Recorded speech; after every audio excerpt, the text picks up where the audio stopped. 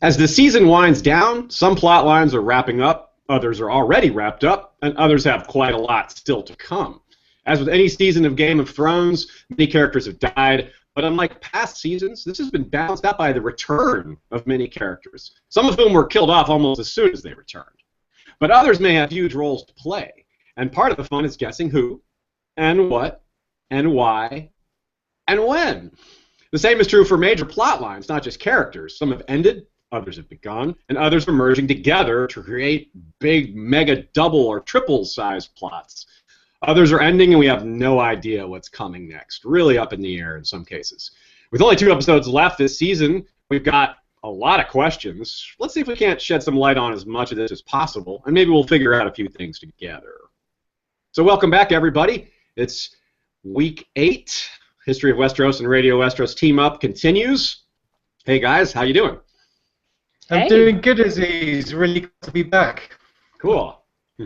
Good to be here. Yeah, right on. So, and I don't mean, when I say together, of course I'm talking about Radio Westeros and myself, but I also mean all of you. This is always a community effort, and I cannot say it enough that your emails fuel the fire. You catch things we miss. You ask questions that make us think about new things. It's really a reciprocal relationship, and that's the spirit of community right there in a nutshell. So this is a lot of fun, going through Game of Thrones Season 6 with everybody, and I'm really excited for the finale, and I'm really excited to talk about this episode as well. A quick update, a couple of quick updates, really. The Winds of Winter spoiler chapter that was released at Balticon that we've talked about a bit here and there. We've been working on that a lot. Hopefully we're going to have it out before the end of the season. And I know we promised to have a Song of Ice and Fire content during the TV season, and we were close on a few things, but this new Winds of Winter chapter really made us drop everything and start something new. So I may end up breaking my promise to put out something Song of Ice and Fire oriented during the TV season because of that. But rest assured, it won't be long after the season that we get it out, and we might get it out before the end of the season. There's still a couple weeks left, and we're getting pretty close. But it's a big chapter with a lot of important things, and you know how it is. We don't rush. We don't want to miss things. We don't want to put out an inferior product. So we're making every effort to make sure we get it all in there. It's really turning into multiple episodes. In fact, we were planning a Euron episode 2, and that just changed everything because we got so much more information on him. So anyway, moving on from that, though, we're going to do a Q&A a week from tomorrow, as in Thursday the 23rd at 6 p.m. Eastern Standard Time. Radio Westeros will be there with me, and we might even have a Shea back for that. So we'll see. That'll be a lot of fun. We're going to take questions after this next episode regarding that next episode, as well as what's to come in episode 10, which will be the longest episode of Game of Thrones of all time, 69 minutes. Next week's episode will be 60 minutes, so we're almost getting an episode and a half between these 2 episodes. So even though there's only 2 left, there's still quite a bit to come. Of course, episode 10 always has huge moments, historically speaking anyway. So hopefully you can join us for that Q&A, whether live or not. You can certainly catch it afterwards. They will be posted once we get it edited and all that. And a couple other points of business before we get started. Shout out for the dragon Mazalacartho, the green and white northern dragon, by Lord Mark Joseph, the Snow in Winterfell. Of course, this dragon is too small to ride as of yet, but growing quickly. Also a shout out for our new first sword, Jeff Gnarly, the Long Snapper. A brand new History of Westeros first sword, helping us out with a pledge on Patreon and getting a shout out in return. So, without any further ado, though, let's get into the material.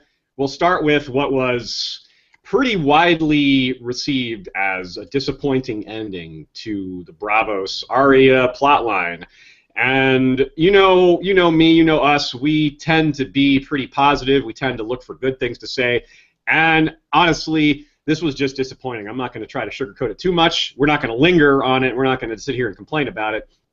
But it's just, it got us thinking about all these conspiracies because we just could not figure out what was going on. None of the conspiracies were right. Everything was just pretty straightforward. Yolkboy called it. I was totally wrong. I was among those thinking that Arya wasn't Arya. Look at all these things. Why doesn't she have Needle? None of that mattered. it didn't matter at all. But we had good reason for suspecting something was up because, frankly, her stab wound is just not a believable thing to survive like that. It's beyond what they've done in the past as for, a wound you can survive. It's just well beyond that. We even had a surgeon comment on the episode, on our show-only episode, and he said, nah, not going to happen. You could survive that with modern surgery, but you're not going to survive having your intestines pierced without magic or something supernatural in the setting of, well, I was about to say the setting of Westeros. Technically, that's Essos. So, anyway, what do you think, Lady Gwyn? Well, I think I agree with that. Found that very puzzling. I think it was interesting, after all the theorizing that went on in the week between the episodes, that we ended up right back where quite a few people after the end of episode 6 thought we were going to end up. When they showed Arya in the dark with Needle, we were with people who said, oh, she's in the dark, she's going to be the blind girl. So it seemed like it would be fairly straightforward, and then we got all this sort of strange stuff in the middle. Yeah. Chase scene. Yeah, so, having the blind girl finally beat her teacher in the end as kind of an ending is probably about the best that we can say about the whole sequence that spanned 3 episodes. Yeah, right. And it's funny how people are making fun of how much the waif was like the Terminator. Should we call it a waifinator? Robert Wayfrick, Arnold Waifinator? I mean, it's universal that so many people picked up on that. I wonder if they did, meaning the people filming it. Did they ever occur to them like, this sure is a lot like Terminator? And in a sense, it's, Terminator, faceless men, they're both good at killing, right? But she's not even good at killing. She just totally mucked it up. She jumps off the roof with, when she could have just taken a few more steps and been, sneaky instead of jumping, 20 feet away from her. It's just, I don't know. Like I said, I don't want to over-complain, but I just didn't like it. What about you, yolkboy? Yeah, some people have wondered, perhaps in an attempt to lessen that feeling of bad writing that a lot of us are feeling at the moment, if Arya had actually let the waif attack her in episode 7 and it kind of went a bit wrong. And also remembering her very strange, lackadaisical attitude when buying her boat ticket. Could this have been Arya's plot all along? Well, episode director Mark Mylod stepped in to disagree, saying that in his opinion, and quote, the character has made a decision to leave the city and really makes a mistake. She lets her guard down. We forget how young this kid is, and she makes a mistake. Having booked passage with the captain, she has a moment of reverie where she's looking over Braavos and particularly looking forward to making a move towards home and a new adventure. She's not going to be this assassin, and she lets her guard down and nearly pays for it with her life. So that's what the director says.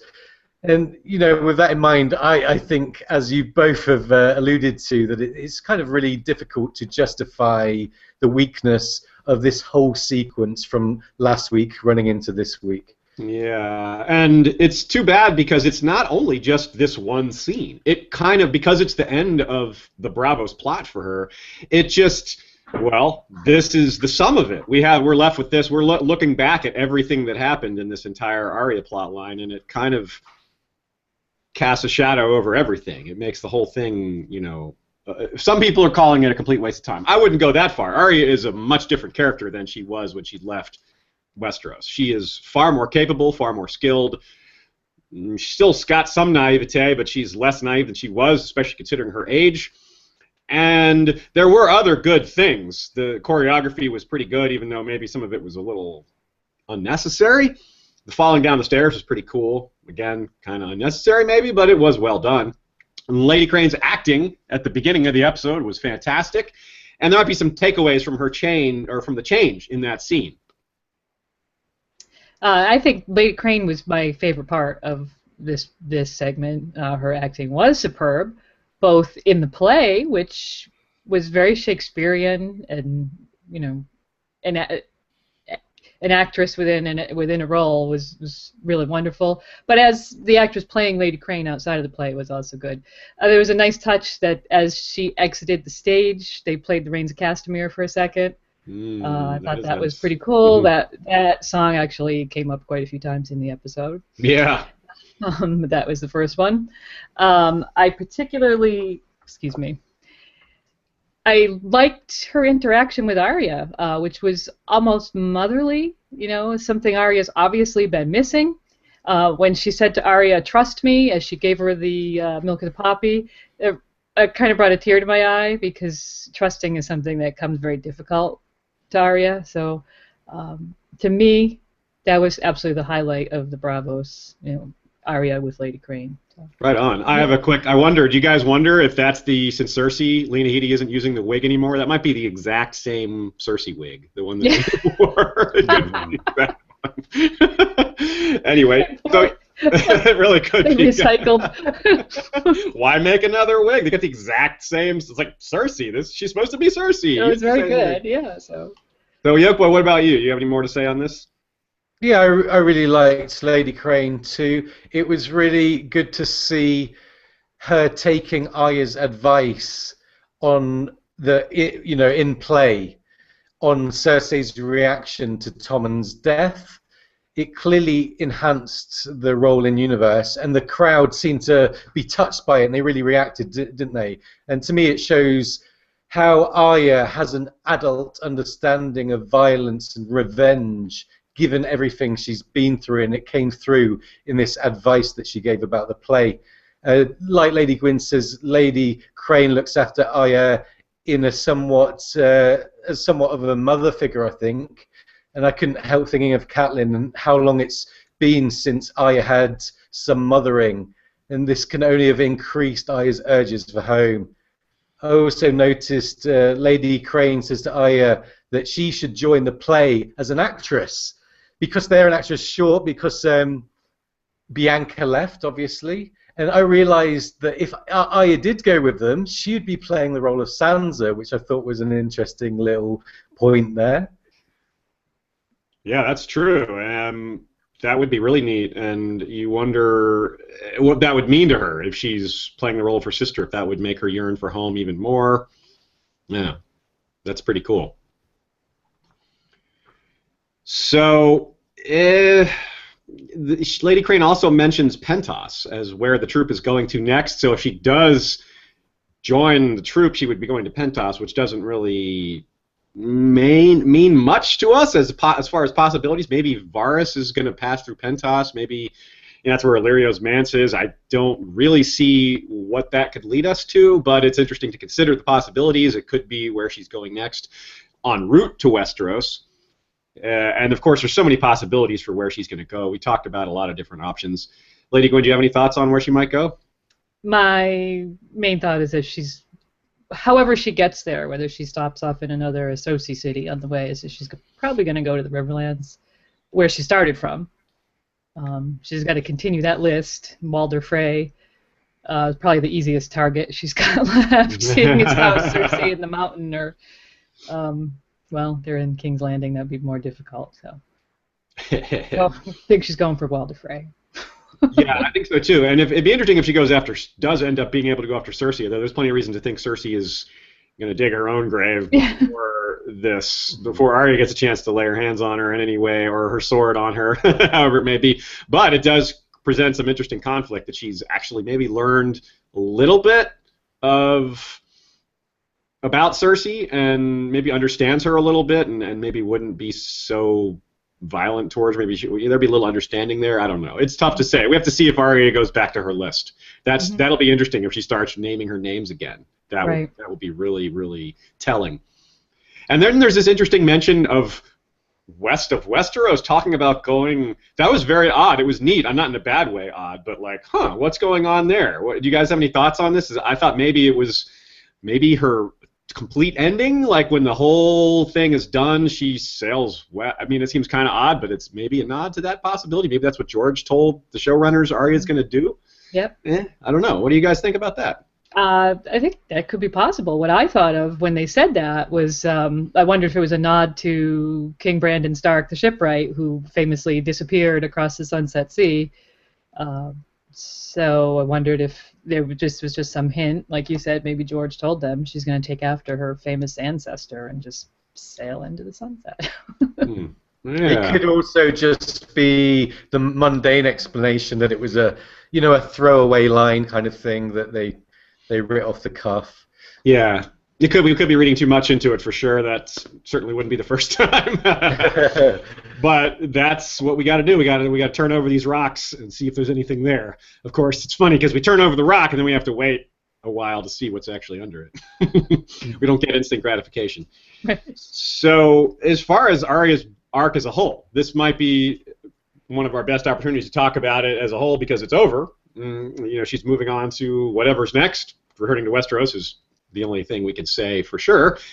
But do you guys have any thoughts on the sum of this Braavos plot? Like what her experience has taught her, what it's going to mean for her in the future, how it's changed her, anything like that? Or is it just kind of a wait-and-see thing? Yeah, well, I guess. Sorry, go on. Long pause, and then two people jump in at the same time. We were waiting for each other. Yeah, right. It was like we've said, it was the whole Braavos arc, with the addition of the last couple of weeks. Now you look back on it, has definitely feels somewhat pointless, I think. I really hoped I would take more away from it. For example, I wondered if Jaqen could have granted her the ability to change her face at will, so she could have gone back to Westeros with a neat little trick that she'd learned and actually taken something. At the moment, she seems to be a slightly better fighter, can fight in the dark. But, there's a lot of people complaining that the Braavos 2-season storyline seems a little bit pointless, and it's kind of hard to argue against it. Yeah. What about you, Lady Gwyn? You have any different thoughts, or is that kind of how you feel too? Kind of. I mean, I think clearly, like you said, she developed as a person there. She got older. She matured. Yeah. She's less naive, and she's a better fighter and all that stuff. So she gained some skills, but probably not as many skills as watchers had hoped she would. So yeah. I guess it remains to be seen on some level what she really did take away from there, because that could be something that we see in a different light when she gets back to Westeros. Yeah. So we're going to talk about most of the plot lines at the end of this episode in terms of have we seen the last of this plot line for the season. That's going to be rolled up into our post-credits trailer discussion because obviously we're going to have some insight on which characters have a little more of the season and which don't based on who's in the trailers or not. So that would be spoilery to say whether that applies to Arya or not. So we'll save that chatter till the end of the episode. So for now, let us go ahead and move onward. Let's talk about the Hound. Speaking of a character that's returned, seemingly from death. And I think this I'm pretty happy with what they did here overall. It was a little rushed, but that's really par for the course, and you can't blame them too much for rushing things. They have so much to cover and very little time to do it. A picture is worth 1,000 words, but, still, A Song of Ice and Fire has many thousands of words to represent. As our own Lord Gregor the Toasty of the Breadfort points out, Sandor had an axe to grind with the Brotherhood. That's a pun-worthy. I had to bring that one up. How did I not think of that pun? Anyway, see what I'm talking about? Community effort. See when I missed the opportunity to make a great pun. One of our great watchers comes in and catches my mistake there. But so the storytelling worries that we all had about this were pretty well addressed. We were like, why is the Brotherhood doing this? What the hell? It doesn't make sense. So they addressed that pretty well, I think. Broken men versus Brotherhood without banners is a thing in the books, and they just changed it to some of the Brotherhood became broken men, which is not that different, I guess. Lady Gwyn, what do you think? Yeah, I think I definitely felt a little better. A lot of things I was worried about last week did get addressed here. I almost felt like after watching this episode on a couple storylines that it was probably better to look at the two as two parts of a whole. And judge. So, but you mentioned last week that it's actually hinted in the books. Thoros is so disheartened that the Brotherhood have lost their way, and he's totally dismayed by Lem wearing the Hound's helm. So, it's not. They actually handled it probably in the best way that they could. Not that I ever think Book Lem will ever go this bad. We hope not. No. Another thing we mentioned, I think, last week is, man, are they good at hang-ins? A lot of hang-ins this season. We've seen a lot of them. This one didn't disappoint. There was one of several humorous moments in this episode. When Sandor took Lem's boots right off him before he was even done swinging. Yeah. Talking about how it's over in an instant, and it was not over in an instant. He's still kicking up there, and Sandor was pulling his boots off. Now, the interesting point, little side note here, the actor who played Lem, he did a reading of Lem's famous line about Stoneheart. And you can find it on Twitter. It's about 18 seconds long. It's really good. Of course, it's short, like I said, but it's almost worth, if you're not on Twitter, it's worth joining just for that, arguably. It's really well done. It's too bad this actor had such a limited role because he clearly would have pulled this one off well. But what are you going to do? No Stoneheart. Yeah. That's that. Yep. So now, both religions, we've seen, this is interesting, we have both the R'hllor followers and the worshippers of the Seven, telling Sandor the same thing about having a purpose, about it's not too late to do more harm than good. It's not too late to do more harm it's not too late to do more good than harm. Well, it's not too late for either. Let's be honest. But going north, that seems to be clearly what's happening here, which is, well, Clegane Bowl share prices are dropping rapidly, even more so than, well, not as much as Stoneheart prices. Those were already pretty low. That idea was almost literally pissed on by Sandor when he's peeing in the river there. As they went. Yes. That's kind of what I saw that as. Yes, it was my one glimmer of like, wait, Stoneheart, the water Stoneheart? That I was, instead you got a glimmer of Royer McCann's penis. He's pissing on it, right? Yes. Okay, so. I get it. That was kind of funny. Yeah.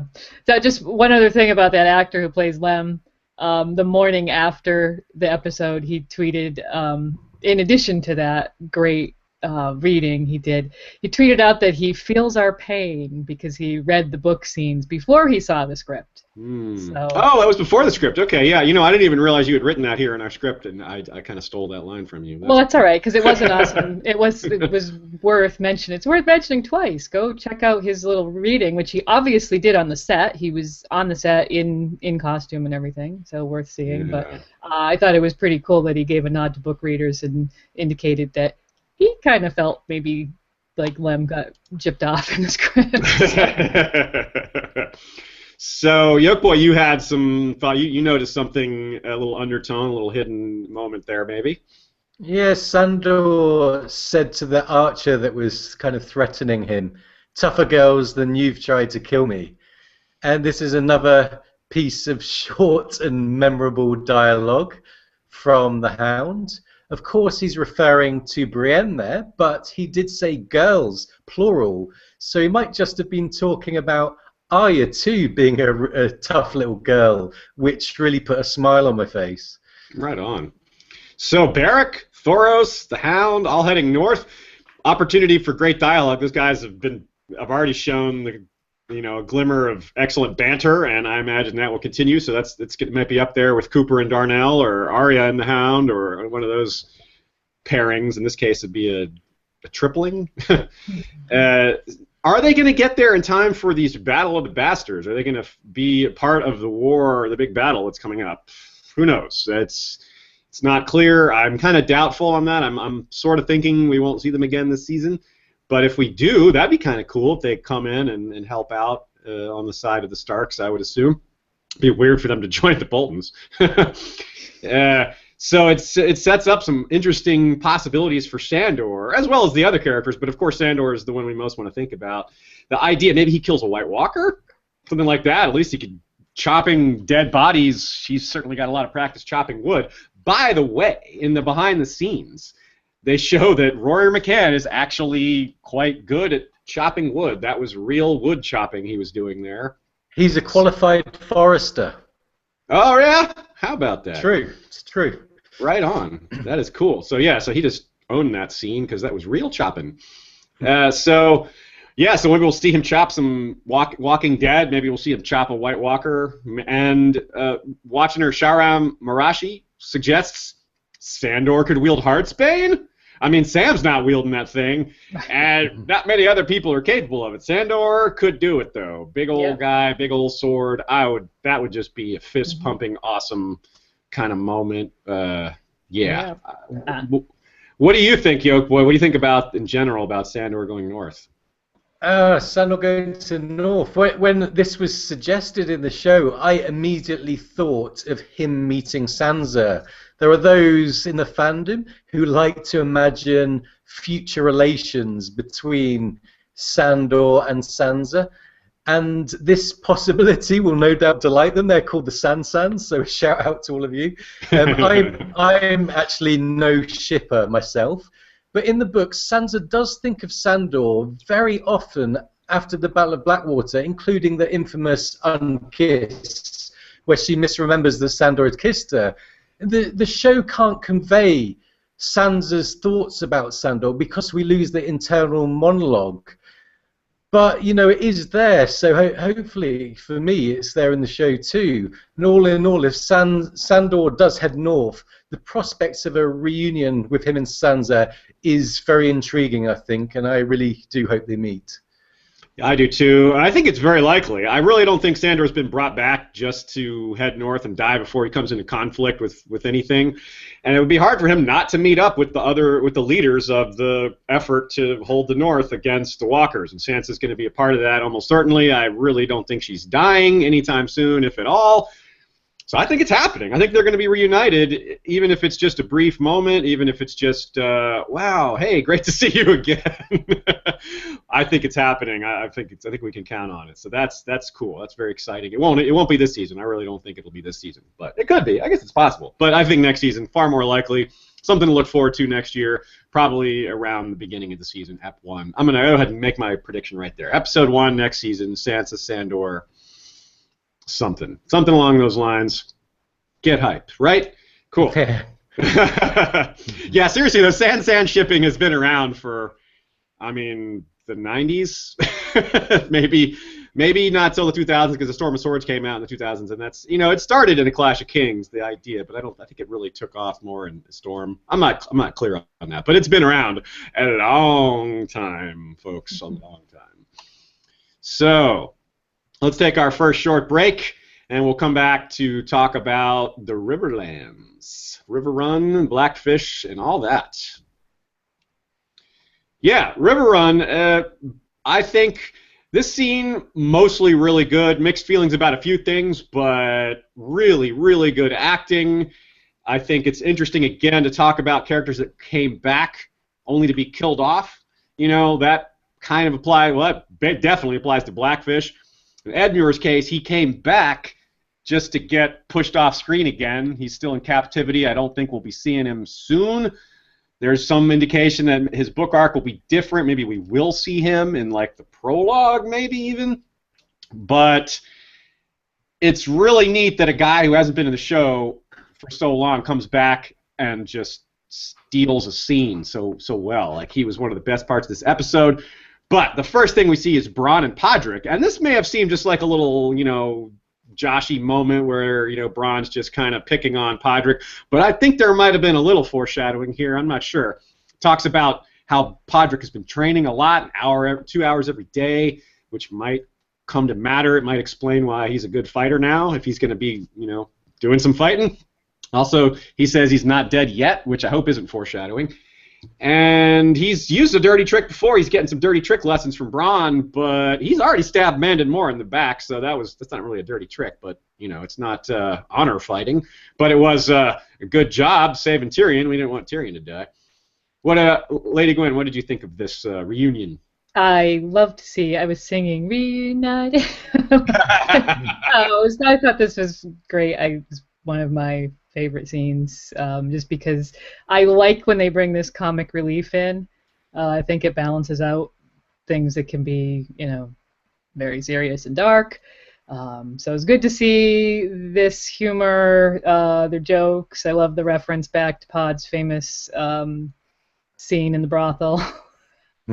So just look forward to seeing more Braun overall. So yeah, it's good to have Braun.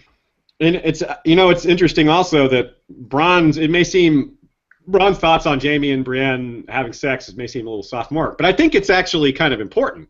It's delivered in a way that's like, kind of crude, but the two of them being, having feeling for each other, that's no joke. And it's very sad that they have to be on opposite sides of the thing when they're basically the only one, they each in their own way are the only one that understands the other in the entire world. Like, I think maybe Brienne arguably understands or at least respects Jaime in ways that Cersei doesn't and never will and doesn't seem to see or just doesn't value, and that's too bad because I don't think Jaime is in love with Cersei. He's not gonna. It's not so easy to get away from. But I think in a lot of ways Brienne's a better match for him. I don't know. I'm not a matchmaker. I'm no master of relationships, but it seems like having someone that respects you is better than someone that just you've been with since you were a kid. It seems like a better basis for a relationship. And of course, there's all sorts of other issues with Jaime and Cersei having a relationship, but we don't need to get into that right now. Yolkboy, what did you think? I thought that Jaime handing over Oathkeeper to Brienne for good was highly symbolic. There's a part of Brienne that's always with Jaime and a part of Jaime that's always with Brienne, and I think this gift of his sword for good really taps into that dynamic. These two have had a profound effect on each other in both book and show, despite the show sidestepping on a Brienne-induced redemption arc for Jaime somewhat. Brienne represents the purity Jaime wishes he had. She lives the life of a true knight, which he might have been without the bad mistakes he's made and the poisonous influence of Cersei. I think this really does come across in the show, although perhaps not half as clearly as it does in the books. I think what Brienne and Jaime have between them can be described as a kind of romance, although not necessarily a kind of lustful yearning, but a romance born of honor, chivalry, and a deep mutual respect that had to be earned and fought for both ways. Yeah, I agree. I think they really ended up handling this very well. Brienne shows that she believes in Jaime. She challenges him on a couple of points, but she believes in him as a knight and in his honor. She offers him a way to take Riverrun without bloodshed. And she's got this plan where he can preserve his honor.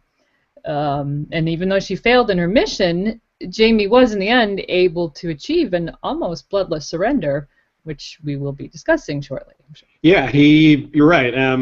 We next get the Brienne and the Blackfish before we get to the full surrender, and it's interesting. A lot of people have commented on how stoic Blackfish was throughout all this, but he does have this moment where his facade breaks when he reads the letter from Sansa and sees how similar she is to Catelyn, and that is just a big moment for him.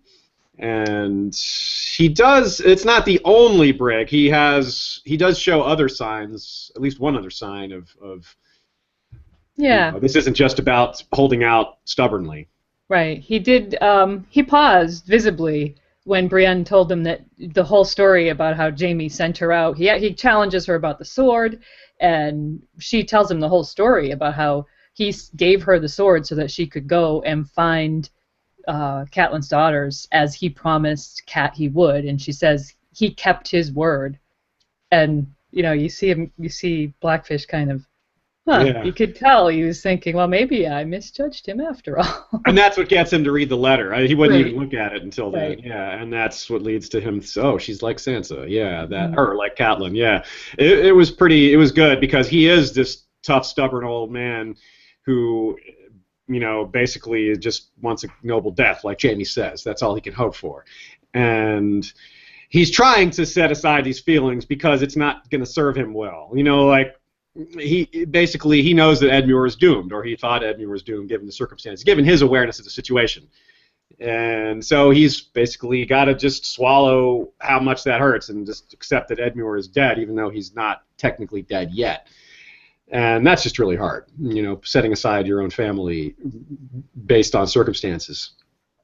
So now we do come to Jaime and Edmure, because Brienne, despite Brienne's efforts, it's not enough to get Blackfish to surrender.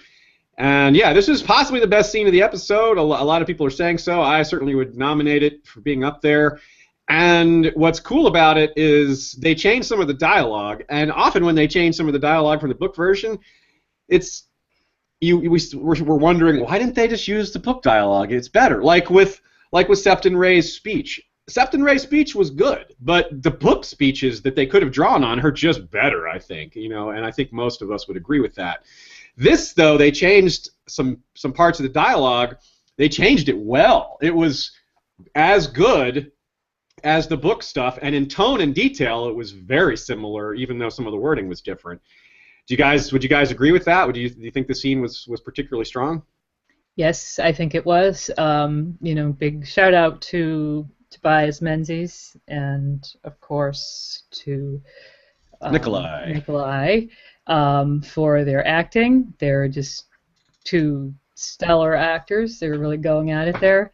You know, the changes they made were to make this scene work given the other changes around it, but it came out to be very close to the books, and I didn't feel like there was anything that I was missing.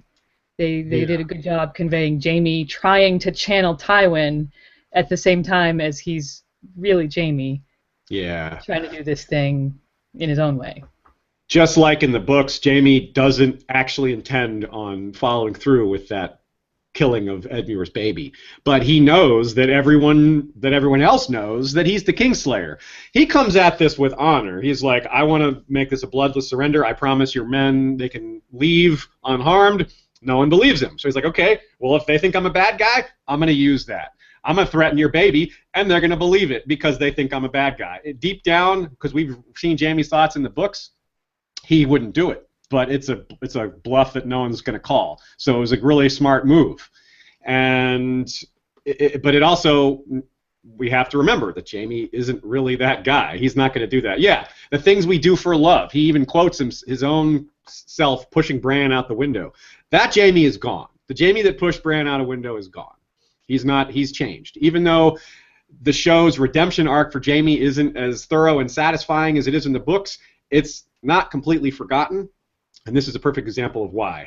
And it also is a little sad, because we know he's different. We know he is more honorable. We know he wouldn't kill this baby. But if everyone's going to believe that he's this monster, well, may as well make use of it. You know, that's all he can do. There's also some interesting foreshadowing here. The burning cities to ash, he says. He talks about what Cersei would do for her children. Burning cities to ash. We'll be coming back to that a bit later in the episode when we discuss Wildfire and old rumors, etc. But there was another piece of foreshadowing here too, wasn't there? Yeah, Blackfish's death. Yeah. Imminent foreshadowing, which you mentioned. He says he tells Edmure he's an old man. All I can hope for is a good death. And really, isn't that how it worked out? He got himself a good death. Yeah, and I kind of understand it. It's a little sad. It's a little disappointing. We all like Blackfish. I think we all wanted him to do more. But you know, from a show perspective, it kind of makes sense what they did. Here's where we really need to point out the huge differences in circumstances regarding Edmure and Blackfish from book to show. It seems very similar, but there are some huge differences. In the books, when Edmure surrenders Riverrun, he basically has an off-screen chat with Blackfish where they arrange for him to escape. So he's complicit in Blackfish's escape, and almost certainly fills him in on Jaime's plan to murder his baby, which Blackfish would have to agree, like Edmure did, that this is a credible threat, even though we readers know it's not. So contrast that. So in other words, book Blackfish knows that there is still a concerted war effort happening. He knows the Brotherhood have infiltrated Riverrun. He knows that they've been hanging Freys. He knows that Lady Stoneheart is out there, or if he doesn't know that, he's going to find out soon. He knows a lot of things. Basically, the bottom line is the war effort is far from over. But here in the show, it is completely over from his perspective. He spends all this effort retaking Riverrun. Edmure just gives it back up without telling him about the threat to his kid. Edmure, Blackfish in the show, doesn't know about this threat to the baby. That would probably change his mind, at least a little, because that's family. And that's not the same as his uncle, or his nephew, rather, who has been forced to give up because he's been in Lannister hands so long. Killing a baby is a bit different than that. So, also contrasted to show Edmure orders Blackfish put in chains, as a contrast to book Edmure helping Blackfish escape. I mean, this is a really, really different set of circumstances. Mm-hmm. So, Lady Gwyn, let's hear your thoughts as well. Well, there was something very subtle that I noticed, and there's probably did too. When Edmure came through the gates, he saw the Blackfish down there on the first level, and then he went up to speak to the commander of the garrison, walking away, thus giving him that chance to escape. I think that was purposeful. He went up and he took his time before he said, "Find the Blackfish." So I think there was a purposeful effort. While he couldn't convey the reasons, at least, okay, here, I'm going to give you a chance. That's a good point. If you wanted him in irons, he would have put him in. He could have just said, "There he is." Right away. Him. Yeah, right away. So, that's a good point. So obviously he chose not to do that. He ended up giving himself up for Brienne, which is something we can talk about in a second. But I remember that in the books, the Blackfish's his main objective is to protect Queen Jane. It's Robb's final order to him, and he's still upholding it in his parley with Jaime. He says to Jaime, "My king entrusted his queen to my keeping, and I swore to keep her safe. I will not hand her over to a Frey noose." I suspect that continues to be his objective in the books, but without Jane Westerling or Robb's wife still living in the show, Blackfish doesn't have any purpose other than he provided the narrative reason to get Jaime out of King's Landing and into the Riverlands by holding out in this castle, and now he doesn't really have a show purpose any longer, because his show purpose will be fulfilled his purpose going forward will be fulfilled by Brienne. Yeah, and I've seen a few people hoping for Stonefish, Blackheart. I don't know what you would call them. They just take Stoneheart and make Blackfish into Stoneheart. I wouldn't hold out hope for that, folks. No. But it's a clever idea, I gotta say. It did not occur to me, but I really don't think so. And so, like I said, I personally didn't like Blackfish dying. I'm not criticizing the show for doing it. I just like Blackfish and wanted to see him continue. I wanted to see him do stuff. But hey, let's be honest. You can't. It's hard to film like action scenes with actors who are literally older. It's not like they probably can't film scenes that really look like great action. And yeah, it would have made sense either way. If he goes north if he had left with Brienne and Podrick, that would have made sense too. But it also makes sense that they decided to end his arc. Yeah. Yeah. I think we have the actor and the director, Clive Russell and Mark Mylod, have both weighed in on it.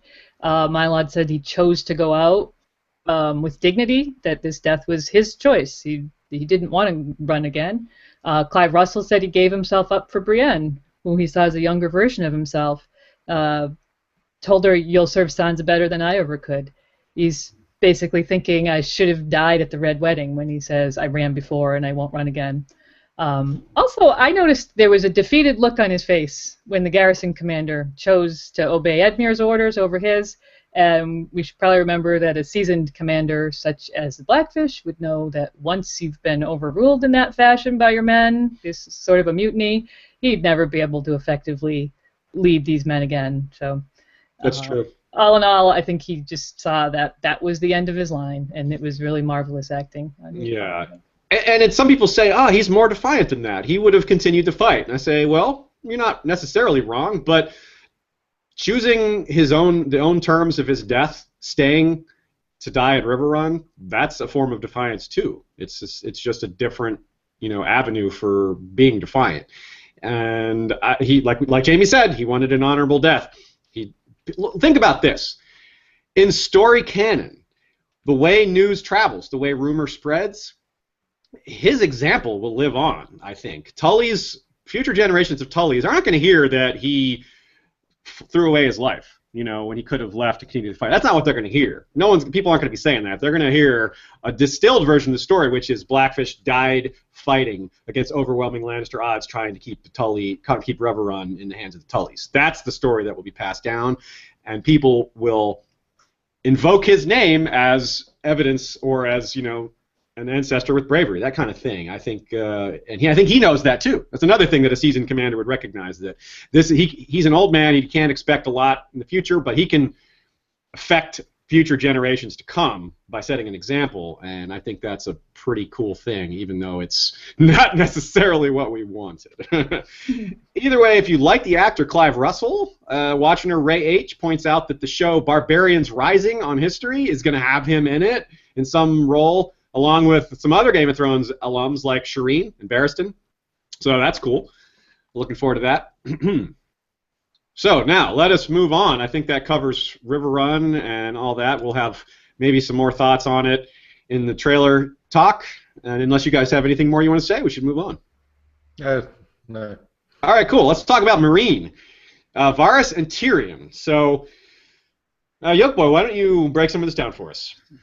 Okay, Varys and Tyrion. Tyrion has let the Red Priests into Meereen as a kind of temporary stopgap to cease the violence in the city. And it's quite an interesting tactic. I couldn't help but think of the parallel over at King's Landing, where the Faith have taken hold and are now causing serious trouble there. Varys' fortune in the scene reflects the danger of something similar perhaps happening in Meereen.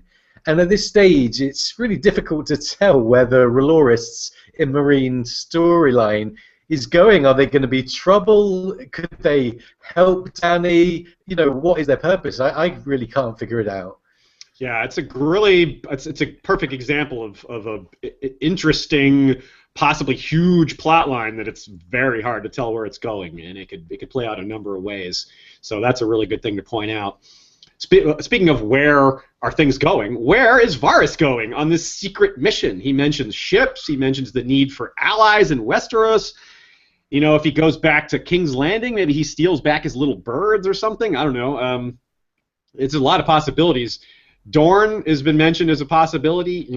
I guess he could go to the Reach, maybe. I would guess Dorne is more likely. The Vale is possible, but the Vale is seems to be the least used of the Seven Kingdoms in terms of what's going on there. And all the key players have left the Vale for now, so that doesn't seem very likely. Iron Islands, I guess, is possible. He knows they have ships. He's not aware of probably as much as Varys is, on top of information. What's going on in Iron Islands may have escaped his notice because of, it's fairly fresh.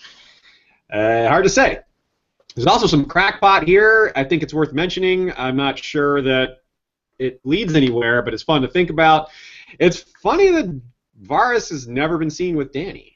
He left. He showed up right after she left, and he's leaving right after she comes back, and he leaves right before these ships show up. I don't think Varys is going to flip or is secretly working against Dany.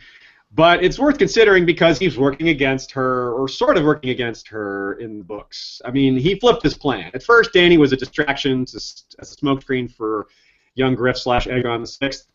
But when then she really hatches her dragons, they changed their plan to make them marry, because obviously you want to have the dragons on your side.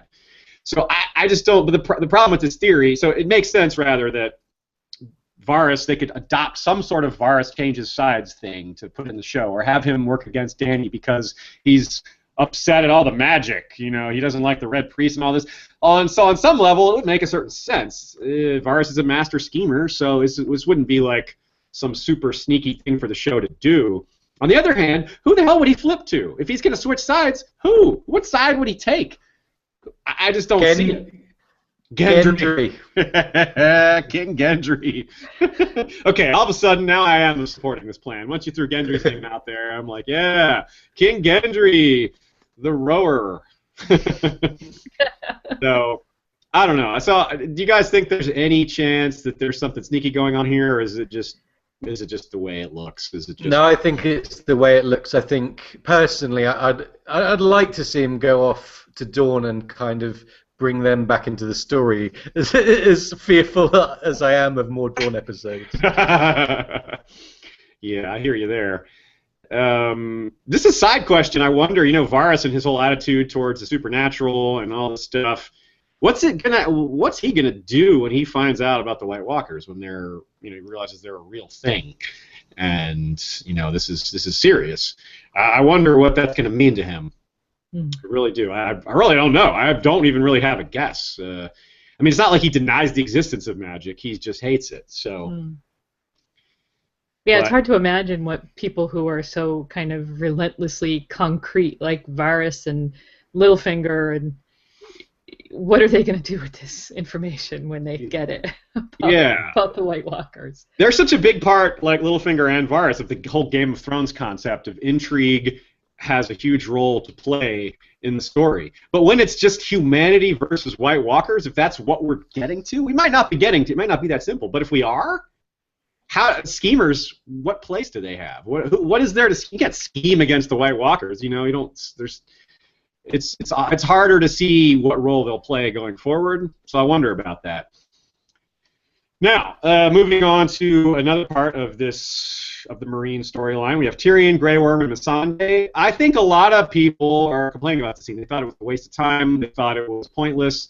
I would disagree. I think it's important. Tyrion's character is really important, and this shows how lonely he is. He's trying to make friends. He's trying to connect with other people. It's not happening. He talks about how he would have a wine vineyard for all his friends, and then you stop to think, well, who are those friends? Just nobody. Damn. Varys? Is that it? Bronn? He hasn't seen Bronn in forever. Don't forget, show Tyrion and Jaime don't hate each other, like the book versions do. So there's that, I guess. But really, I still thought this scene was great. What about you guys, Lady Gwyn? What do you think? Well, I thought it was amusing. I appreciated reflective Tyrion, like what you just said. I liked the interplay between Grey Worm and Missandei. That was kind of cute. Overall, though, it just felt like more filler to me. I get the point that, and maybe it being filler was the point, actually. These characters are basically just sitting there waiting for something to happen with really not much to do. That's their storyline, so I do get that, but we had so much of it this season, it just got to feel a little bit drawn out. Fair point. Yolkboy, what about you? I have to say that I didn't like this scene at all. Tyrion's Meereen arc has been extremely dull and disappointing this season, and for me it's because of too many scenes like this. The joke about the three men drinking wine is actually an old and well-worn joke here in England, originally told as an Englishman, Irishman, Scotchman joke. So D&D kind of stole that one, which for me was less than impressive, as writers. Overall, I think there's been too much Myronese filler this season, which is a shame given Peter Dinklage's potential. And in showing Tyrion's boredom, they've actually made me pretty bored, I have to say. Fair enough. So we're kind of divided on that scene. I think so far throughout this episode we've largely agreed on all the scenes, but here's our first disagreement. Fair game. Although I guess that we probably would agree that this scene certainly did not end boringly. They're talking, and all of a sudden, boom, a bunch of slaver ships show up. That's anything but boring. That's like, whoa, hey. All of a sudden, it makes sense that the slavers destroyed the ships earlier this season. We were wondering about that. It's like, why don't you want Dany to leave? Let her have her ships so she leaves. Now it makes sense. They're planning a naval assault. There's no ships to defend the city with, and they can just sit there and do this sea bombardment. But what they didn't think of, the slavers, is that there's Greyjoys nearby and Volantis coming to ally with Dany, and there's Drogon and possibly the other dragons. So, in a sense, hey, it looks like we're getting at least some version of the Battle of Fire after all, which is pretty cool. It looked completely dead as an idea, but hey, we're getting something. And fire. Man, was there fire. Those fire catapults were cool. Yeah, the ships flinging, that was just so out of nowhere and really neat, really visually very awesome. Seeing the pyramid get bombed like that, pretty darn cool, I gotta say. That was nice.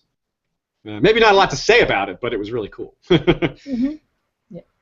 And we get the return of Dany, which, not unexpected. We predicted in our trailer chat that they showed Tyrion looking up at the ceiling as if something was happening above him, so we thought, yeah, dragons coming, either the dragons getting out or Daenerys returning, so we saw that coming. That was fairly predictable. So I guess the Khalasar are still on the march, which means maybe they'll show up for episode 10, maybe not. I don't know if we'll see, maybe we won't see Dario again. It's a big open question whether we'll see this Battle of Fire play out in episode 10 or next season. I don't know where they're going to plan on leaving it, maybe... I don't know, do you guys have any guesses there? Do you think we'll see it this season, or do you think it's going to be like kind of a cliffhanger thing to start to kind of resolve the beginning of next season? Yeah, I do. I think it'd probably be just like the books. It's going to, you got the setup there, and a lot of the elements that exist in the books are there. I don't see how they can do it in episode 10 because they have episode 9 with this big battle in the north, and then they have too many other storylines to wrap up in the final episode to really do justice. I hope they don't do it. They just wait and do it in the next season. Yeah, what you're saying is a very good point. They're going to spend a whole episode doing a battle in the north and then do this in just a scene or two mixed in with all these other scenes in episode 10. That would be a little unsatisfying. So I tend to agree. It seems more likely that they would give it a little more screen time than that. Pushing it to next season allows them to use the season 7 budget on it, where seems like they've already, you can already see where they've put a lot of the money for this season. So, yeah, so I definitely would prefer to see it next season, because that would indicate, from a meta perspective, that they are able to put more effort and money into it. That said, we will have a few more comments on this plot line at the end of this episode. We may have some insight from the trailers as to what may or may not happen. So you're going to want to stick with us for that if your curiosity is getting the best of you.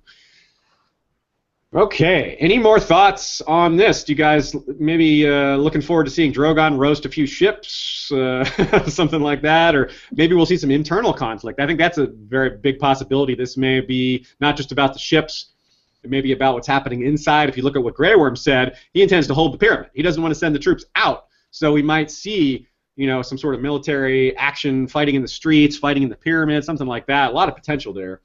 Yeah, and there's also the Ironborn on their way, so I was wondering if there could be a hammer and anvil with the Ironborn and the Unsullied. That'd be really neat.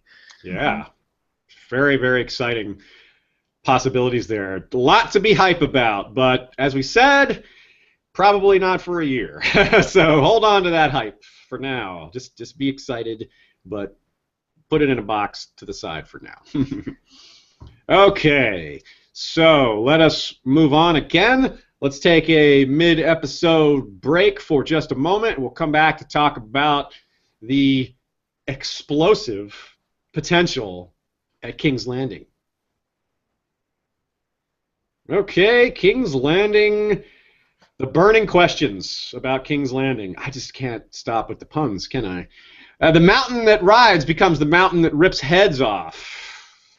Yolkboy, we've been waiting for this, haven't we? Yeah, we're big fans. I mean, Aziz really want to see Robert Strong, or as he's known in the show, Sir Gregor, rip more heads off. But did you see the look of complete and utter satisfaction on Qyburn's face after he did that? He had that kind of "I've made a monster" smug look on his face, and I really loved it. Yeah, that was great. He was like exhilarated in the power of his creation. He was like, "Oh yes, this is exactly." I mean, it echoed our, viewer, our viewer attitudes too. Just we wanted this. It's kind of brutal to want to see this, but we've been anticipating this all season long, and it was like, yeah, it wasn't quite what we wanted. We wanted to see him take on all 7 of those guys, but hey, it was still pretty cool. Lancel living on, that was a little surprise. I called it. I thought Lancel would be dead, so I guess I was wrong there. I mean, I still think he's doomed, but it wasn't that episode. He's not that stupid to take on Gregor after seeing what he did to that red shirt Faith Militant. I called that guy. That guy is definitely, yeah. He was my number one worry last week. front and center Faith Militant guy. You're going down. Yep, sure was. So Lancel lived on. I also predicted that maybe Kevin would get it because of the domino effect of Lancel dying. If that was Cersei's fault, that would cause things to come to a head. But still, man, Kevin really just rubbing it in Cersei's face, kind of shaming her. And, I don't know if Cersei's not the kind of person you want to do that kind of thing to. What do you think, Yolkboy? Yeah, I thought it was interesting that we see Kevin standing up to Cersei. Those two are definitely adversaries now, and we can wonder if there will perhaps be a stabbening like in the dance epilogue this season. Yes, I think we can wonder that. I wondered, or I thought, the other thing that scene highlighted with Kevin standing up to Cersei, isolating her, really. It highlighted something we mentioned last episode, which is Cersei's isolation. He sends her up to the gallery with the other ladies of the court, and they all kind of move way away. She's really quite a pariah at this point. Yes. Her only supporters really seem to be. She's standing there with Qyburn and Robert Strong. They're right in her shadow the whole episode. So, even her uncle, her son, her family have really abandoned her. So. Yeah, the High Sparrow is really, really wielding a lot of power behind the throne. It just keeps increasing. And he's not even in this episode, but his fingers are all over all this. Real quick, speaking of power behind the throne, a shout out to Lord of the Chicken Song and Clucker behind the throne, James Saunders, who has is always sending us good things to discuss, catching a few things for us here and there that we may have missed. Appreciate that. Appreciate your emails, James. Definitely worthy of a shout out. So this scene brings up a lot of book parallels, a lot of possible book parallels, a lot of things that we're very confident in, and a lot of things that we're questioning, we're not sure about. The trial by combat thing is one that's a bit puzzling. I think it really made sense for the show. In fact, it was one of the predictions that we made. I'm not sure where we made it, whether it was in this episode or a show-only episode. I think Sean predicted that as a possibility, at the very least. We may have mentioned it elsewhere. I don't know. It's all a blur this season, right? That's what happens when you make 2 episodes a week. You can't remember where you said things. So I'm guessing no. I'm guessing this won't happen in the books. The trial by combat will be banned. The circumstances are a lot different in the books. There's a lot of similarities, but there's a lot of differences. The High Sparrow and Tommen do not have this kind of relationship in the books. It's not even close. They don't have meetings with each other. Tommen is just a kid. He's much younger. He still plays with his kittens, and he loves to stamp things, and he hates beats. I mean, he's a kid. He's a little boy. This Tommen is a young man. It's a very different set of circumstances. So, and also, it doesn't seem to be necessary. The High Sparrow wouldn't need to prevent Cersei from this necessarily. I'm not sure. But one thing that is similar is proposing 7 judges. That has been settled or stated in the books, and he even does it like, his faithful attitude. The High Sparrow in the book says he wants the 7 judges to each represent the 7 gods. So there'll be 3 women, there'll be a maid, a mother, a crone, and all this. It's very weird. Not in a why did George write it that way? It's just, man, religious fanatics can get strange sometimes. So who's gonna be the stranger? Yeah, right. Who's gonna be the stranger? They needed Varys for that, but he's right. Someone whose sex is a bit ambivalent and whose identity is a bit ambivalent. So he fits that pretty well. Qyburn would make a good stranger, wouldn't he? That's a good recruit him. Cersei would certainly approve of having Qyburn as one of her judges, but I don't see that happening. Now, here's some interesting undertones. There's a lot of this scene to unpack that if you understand it properly, if you take everything into account, it might change your initial impressions. Maybe you caught all this, maybe you didn't. There's a lot. The book plot is a bit confusing in some ways as to what exactly Cersei is charged with, and that gets more confusing when you consider that it's not quite the same in the show. If you don't quite understand it in the books, it makes it harder to understand in the show. They're both a little hard to understand, so let's clear that up as much as we can. First thing, though, I want to point out that Tommen, it seems like he's betraying his mother a bit, and it's hard to see Cersei go through that, even though there's plenty of reasons to hate Cersei. something I pointed out in the show-only episode is that King's Landing has really become Cersei's point of view. It used to be we see things from a lot of people's angles and perspective, but really this is all about Cersei now. Everything is kind of filtered through her lens. This is her perspective that we're really seeing as much as it can be from a TV point of view. So it's important to note that it's Tommen seemingly betraying his mother, but he's found out by now, if not much sooner, that Cersei had something to do with Robert dying. And Tommen still thinks Robert is his father. That's really important to remember. So from one point of view, Tommen is sitting there thinking, my mother killed my father. So yeah, who betrayed who exactly? From his point of view, he didn't know what was going on back then. As far as the charges are, this is very important. The incest charge is a really important charge to think of. It's not incest with Jaime that she's on trial for. I mean, she is. That charge is out there, but her penance, her walk of penance, was for incest with Lancel.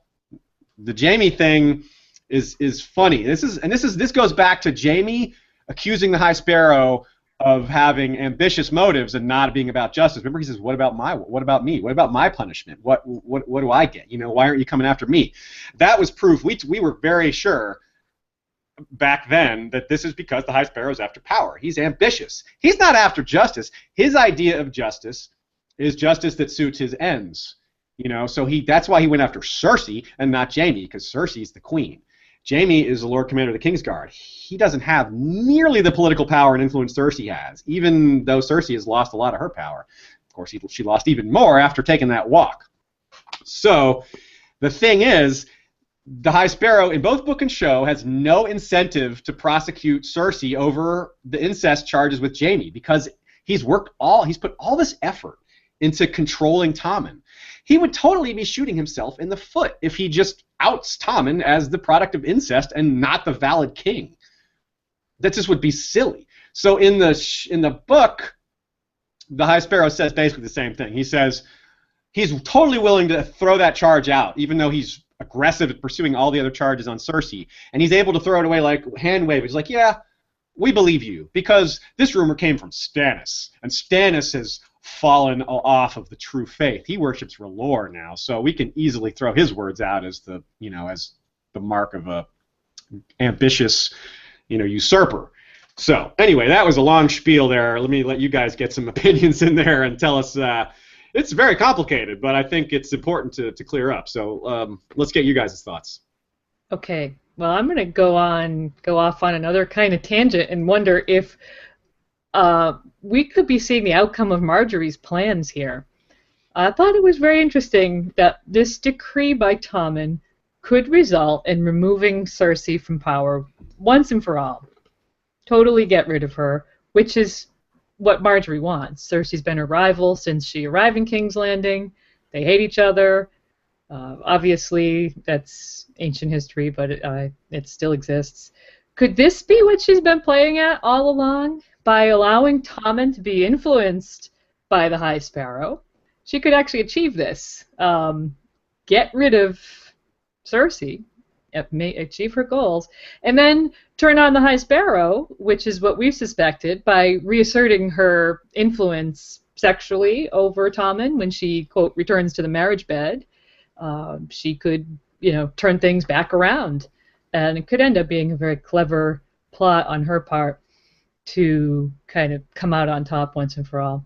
The only puzzle is what's going to happen to Loras, because Loras is included in this trial, and it's not really clear the hows, the whys, and wherefores of all that. I would agree that no matter what Marjorie's plan is, it involves Loras. She's thinking about Loras a lot and wants to save him. She seems to genuinely care for him as a family member, as a brother, etc., rather than out of just genuine familial duty. Seems to be real, not just something that she feels like she has to do. So yeah, a lot of possibilities there. The political situation is very interesting. I agree with you that Marjorie, this is how the Game of Thrones works. It's a lot of times compromising with your worst enemies to get what you need against your even worse enemies. Arguably, Marjorie thinks she can handle the High Sparrow in the long run. It's Cersei's influence she needs to get rid of. And all these people are just fighting over Tommen. They're all fighting for control over Tommen. Cersei, the High Sparrow, Marjorie, others, as well. It's not just them, but they're the main ones. So really, really interesting. So Cersei is gutted by this decision to ban trial by combat. And I like your thoughts on that. It could be something Marjorie suggested rather than it looks like the High Sparrow, but maybe it was all of them. Maybe it's Marjorie's idea. We did bring up before that how obvious it was that Cersei was overconfident in her ability to say, yep, I got the mountain, no problem. We all pointed out, look, Cersei, just like he knew you were going to take action against Marjorie's walk, he quite well knows who your champion is going to be. This is really, he sees that a mile away. Again, she just underestimated him. Just didn't think about changing the law. Didn't even see that as a possibility. I mean, I can kind of understand why she didn't expect a law change, but she had to expect something. She should have anyway. Well, that's not Cersei, though. No, Cersei is all about seeing threats where they're not and not seeing the real threats. That is the essence of Cersei. That's what comes with being paranoid based on a prophecy. It's kind of it's kind of a human thing that we humans on Earth can't really understand because we're not guided by prophecies that seem to be coming true. It's really not something we can really understand. So let's talk about the old rumor. Qyburn says that he's explored this old rumor she had him check into. And I think we all agree what this old rumor is, that it has to do with wildfire. You guys agree with that? Yes. Yeah, it seems most likely. There could be a curveball, something that it's not possible to anticipate, but given what we've got, you would go with wildfire, I think. Yeah, it's even been set up long in advance in books and show in pretty much the exact same way. The book did it, was more thorough, as it always is, for the most part, because it has more space for that. In Season 3, Episode 5, Kissed by Fire, that's the famous bathtub scene with Jaime and Brienne. And in that scene, Jaime specifically mentions the Great Sept as a place where Aerys' pyromancers had placed the substance. And he also mentions the Red Keep and Flea Bottom. Pretty much the same as the book. Details are pretty much the same. And Lady Gwyn, there's another detail from earlier in the season that ties into this, isn't there? Yeah, well, don't forget we were very pointedly reminded about the wildfire, Aerys' plot, as well as the scene with Tyrion in Bran's vision earlier this season. So yeah. Like a big red flag saying this is going to be significant, folks. Yeah, will she be shouting, "Burn them all"? Just like, well, Yes. it would be a bit more feminine, I assume, her voice, but Maybe not. maybe not. Yeah, maybe not. Very angry. So there's a lot of possibilities there. Whether Cersei will try to blow up King's Landing, whether she will succeed, whether she will partially succeed, maybe Jaime will stop her, and if she doesn't blow up King's Landing literally, she could blow things up metaphorically by admitting that Tommen is a bastard. How about that? Wow. She was willing to take Tommen out when she thought Stannis was going to kill them both. Maybe if she sees this as hopeless, that she's just going to take everyone out. If I'm going to die, I'm going to take everyone with me. This would also, because it would be taking out the High Sparrow's power too. He would all of a sudden be, the puppet ruler of a king who's no longer in power. So he would fall with her. It would also damage the Tyrells, who are her enemies, because they no longer are married to the king.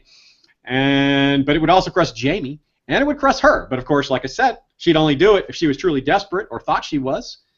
And if you think this is a little far-fetched, well, remember, she threatened to do this to Tywin's face. And it was the only time Tywin ever really, looked scared or confused. It's like the only time we saw him kind of speechless. He's always just commanding and in charge, but when Cersei threatened that, he didn't have his response. He just stood there and she walked away. It was really powerful. So here's an actual quote from the books that Jaime was telling Brienne. So His Grace commanded his alchemists to place caches of wildfire all over King's Landing, beneath Baelor's Sept and the hovels of Flea Bottom, under stables and storehouses, at all 7 gates, even in the cellars of the Red Keep itself.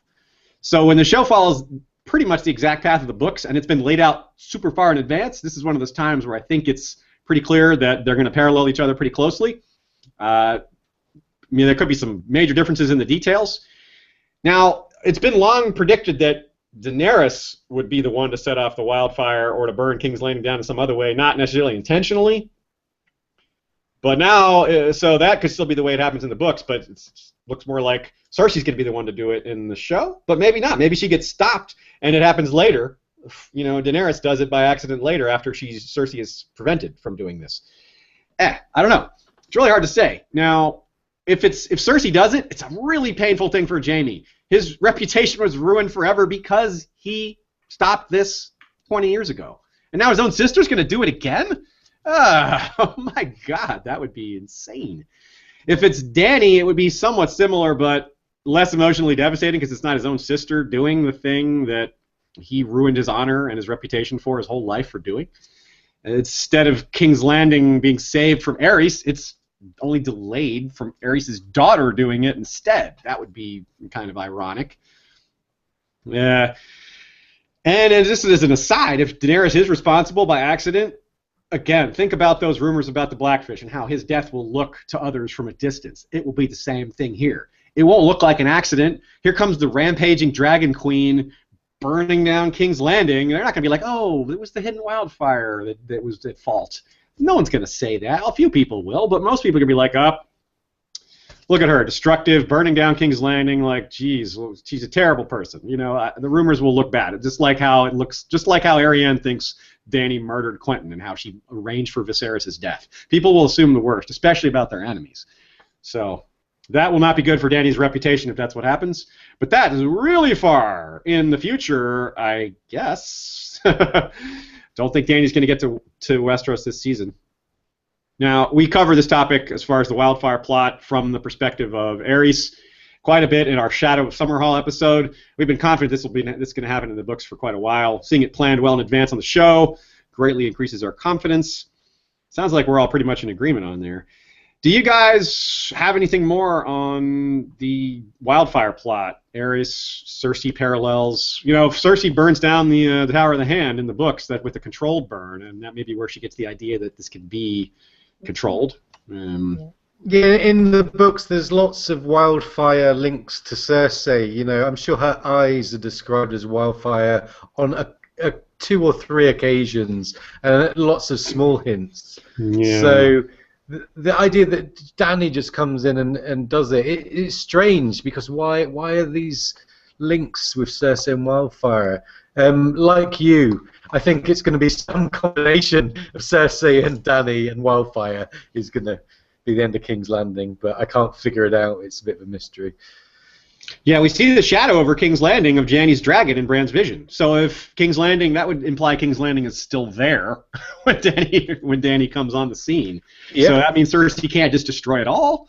But I certainly don't think it's going to be King's Landing completely leveled in episode 10 or anything like it. I really don't see that yet. I think it's way too early. Dany's got to have something to invade. So maybe this is our Valonqar moment. Maybe Jaime stops Cersei, has to kill her. He has to, replay the Mad King episode by now, instead of killing the king he swore to protect, he has to be a kinslayer. It could be, but remember that in the show there's no Valonqar. They missed that bit out of the prophecy, which would enable them to kill Cersei by someone else's hand. That's assuming that the Valonqar is Jaime in the books, but they're not tied to that in the show. Good point. Yeah, so it's really that's awesome. I like that we don't know what's coming. A lot of times we're able to predict it, and we've been wrong about plenty of predictions this season. But when things head, predicting the obvious is often the correct thing with the show, because it is made for a large audience. It's not made for book readers. We make up a nice chunk of it, and plenty of show watchers have been converted to book readers. But it wasn't made for us. It was made for everyone, and that means we get nods to the book sometimes, but we also get, plot lines that are easier to understand. Not because the average viewer isn't as smart as we are or something like that, but they don't put as much time into it. They watch Game of Thrones, they talk about it on Monday, and then they watch other shows during the week, and it doesn't mean as much to them as it does to us. And those people are as much part of the fandom as we are, even though we all spend more time in it. So that's just the reality of TV show making. So it is what TV shows never have as much depth as books, and this is a prime example. Even if they had the best writers in the world, they could never emulate the depth of the books. It's just not possible in the medium. Yeah. it's not fair to continuously compare the books and show the quality of the books or the quality of the show. They don't compare in a lot of ways. I mean, that's like saying what terrible acting the book has. What acting, you can't even make that comparison because it's like you got to compare the awesomeness of George's prose to the performances of Nikolai Coster-Waldau, and that's just like, how do you even do that? This is awesome and this is awesome. They're both awesome, but they're awesome in entirely different ways. So, and it's just like George can describe the awesomeness of the Wall, or the incredibleness of the Eyrie, or the awe, the splendor of Casterly Rock. But when we see that stuff on screen, we see ships showing, flinging balls of fire. Like, that's just viscerally awesome, and the books can't do that as much as they can inspire us to think about things in different ways. It's just a totally, totally different medium, and we all really should take that into account when we compare the two. It's kind of unfair sometimes. Sometimes it's very fair because I'm not trying to be all in one direction here. This is a nuanced debate, or not a debate, nuanced point. Anyway, because we all kind of agree. It's not a debate. Okay, so that's exciting. We don't know what's coming, and that's fun. One of the things that's been great about Season 6 for book readers is that we don't know what's coming. A lot of these plots, no idea what's happening. It's full of surprises. Surprises are fun. I think surprises arguably are a bigger deal in the show than they are in the books because, the books, we reread them to catch new things and to catch new detail. And when we look into that detail, it rewards us because it all makes sense. Doesn't always work on the show that way. You dig deep in the show's details, sometimes it's just the way they did it. Like this whole Arya thing is a perfect example. We all had a lot of good reasons to think something was up. It didn't turn out to be. And generally, so in other words, it's like looking behind the curtain on the show isn't always as rewarding. But when you look behind the curtains in the books, it's rewarding. You find new things, and those things don't fall apart under the light of scrutiny. So, yeah, anyway, that's my little diatribe about books versus show and how they both have a lot of positives and things that you just can't compare. So, okay, well, let's talk about a few things. As the season gets close to the end, there's a few things that are maybe left dangling, left hanging, things that we might want to see resolved, things that maybe we expect to see resolved, maybe we think that they won't get resolved. We talked about some small things like the No Lord Commander of the Kingsguard. They just don't seem to care about that. I kind of get that. It's maybe not that important right now.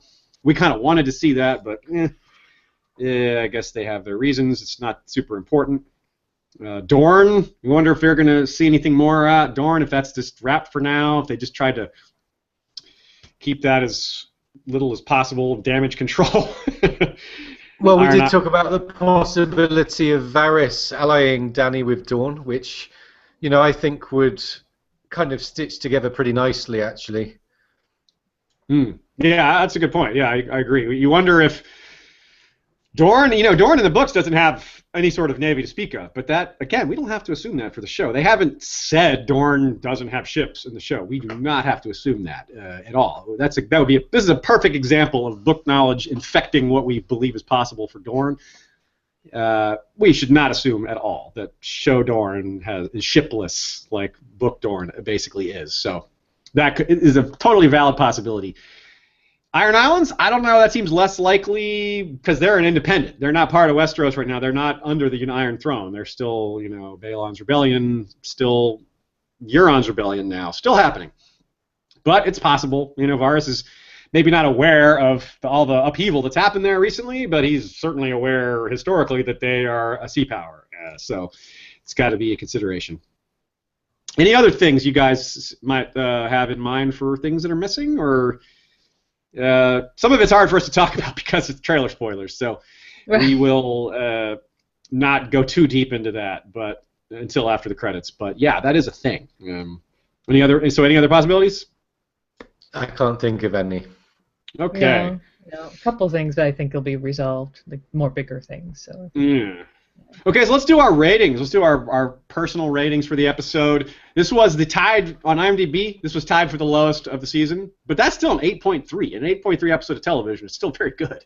That's considering 8.3 is a low point for a TV show that's a pretty good low point. That's a very low floor right there. I think I went first last week. I think Yolkboy, I think it's your turn to go first. Okay, I'll give this episode a 7.5. All right.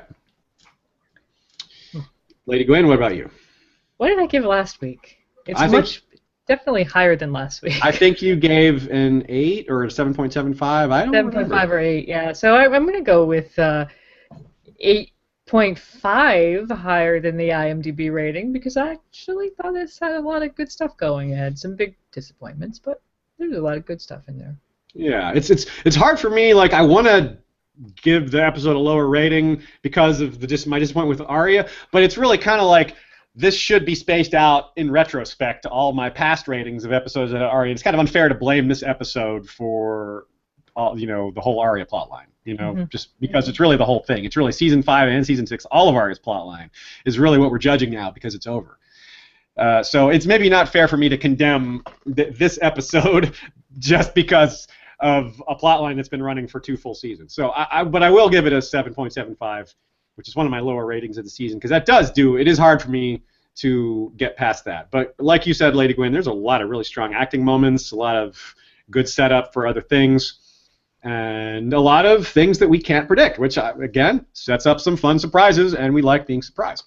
Can I ask which was the other episode in the season that scored low? You said it was this was tied as the lowest. Do you remember which? I believe it was episode 4. No, not episode 4. Episode 6. Yeah, episode 6, which was more popular with book readers because of the Ares flashback and things like that. But that was not a very popular episode. And episode 1, the Red Woman, that one was also near the bottom. Yeah, that was pretty low. I remember. Those are like 8.3, 8.4 territory. These ratings sometimes change, and the shorter the episode's been out, the more likely the rating is to change. So those early season ones are probably settled now. The Door is the top episode of the season so far with a 9.7, which I think is number 3 all time for Game of Thrones. And then there's a couple other ones above 9, like episode 3 and episode 2, I think. Those were all really popular. If I remember, I might be remembering some of those wrong. Don't quote me on that. But it's really easy to see. Go to IMDb. You can click on this episode 1 of the season. You can easily scroll through them all and see the ratings. It's kind of fun to see what other people think of them. Some ones are surprising. Which ones are most popular? And that's a show book dichotomy. Sometimes we're disappointed because of what we expected. Whereas showrunners, our show watchers, for example, Blackfish stuff. Show people, they don't care nearly as much about the Blackfish because he wasn't nearly as important to them. He had a very minor role throughout the show, so of course, why would they care nearly as much about him? He's just that badass guy that shot the arrow well and talked to Edmure the way he did. That's not necessarily as memorable as... It's definitely not as memorable as all the huge impact Blackfish had as one of Robb's chief outriders and things like that. I mean, he was just a much, much bigger character in the book. It's made out how important he was. So, okay, so let's do our credits, and then we will come back to discuss the post-trailer discussion. We've got a lot this time, more than usual, because we're starting to talk about some wrapping the whole season up, talking about the whole season as a whole type stuff. So, extra material this time. So if you're cutting out now because you don't want to be spoiled, well, Valar Morghulis, and we'll see you next week. If you're sticking around, then stick around. We'll be right back. Okay, everybody. Got to do some acknowledgments and thanks. Of course, this show, as I said at the beginning, is a community effort, and a big part of that community is our Patreon supporters. It is possibly the #1 reason that we're able to continue to do this instead of, having to work a job 40 hours a week, which would really hinder the ability to make videos. So, big thanks to First Lord Cash Craig, Hand of the King, Lord of Mines, Lord of Makers, and the Black Pupil. Lord Jim the Fortuitous of Wars and Politics of Ice and Fire blog and Warden of the West. Lord George Stormsville the Cunning, Lord of the Chiliad and Warden of the East. Lord John Reed of Castle Woodbridge is the Lord Borealis, the Light of the North, and Warden of the North. Lady Kelly McMath of Covington is Lady of the Villa Hills and Crescent Springs and Warden of the South, possibly where Danny will be landing. I'm sure she's excited about that. Rory the Rogue, Archer Extraordinaire, and King Beyond the Wall. Well, if the Wildlings have him on their side in this upcoming battle, then I definitely fear for the lives of all the Boltons. Well, not really. I want to see them die. So good guy to have on your side in a fight. Rory the Rogue. The Small Council of History of Westeros is made up of Lord James Inkblade, the Scholar Knight and Master of Whispers. Lord Grand Maester Saria of the Barrows is Cinder of the Citadel. Lord Robert Jacobs is Master of Coin. Rosie the Clever is Master of Laws. Lord James Tuttle is Master of Ships, and he's thinking to himself, I got to get my Navy to have some of those sweet catapult fire ships too. Smart thinking, James. We do need some of those in our Navy. Lords and ladies in their castles supporting History of Westeros include Lady Direliz of Castle Naki, the Alpha Patron. That means first patron ever. Thanks a lot. Lord Dan of the Red Mountains and Castle Great Belt is Breaker of the Second Stone. Lord Skip of the Veldt is Lord of Castle Ganges. Cabethian Frozen is Lord of the Bricks and Castle Crimson Light. Mary Meg is Lady of the Bloody Stepstones. Gregor the Toasty is Lord of the Bread Fort and high-level punster, as we saw earlier. Alicia the Everlasting is of the Green Blood and Lady of Desert Rose. Jeffrey the Unflinching is Lord of Sand Lake. Lord Grey Bay is of the Queen City. Lord Ryan of Castle Stonegate is Guardian of the Rocky Mountain Pass. Lord Garin de Haviland is of Devil's Hand Keep. Lord Brandon Slate is the North's Hammer and Harbinger of the Old Gods. Lady Bram is Light of Winter's Garden and Beacon of the Northwest. Ashlyn Winter is the Hawk's Eye, Lady of Castle Skyfall. Lady Mikkel of Moonacre is leader of the Werewood Protectorate Alliance. Lady Cauchon Volant of Swine Harbor, followed by Lord Barone of Hillcrest, Lord of the Halls and wielder of the Valyrian Steel Machete, Everglazed.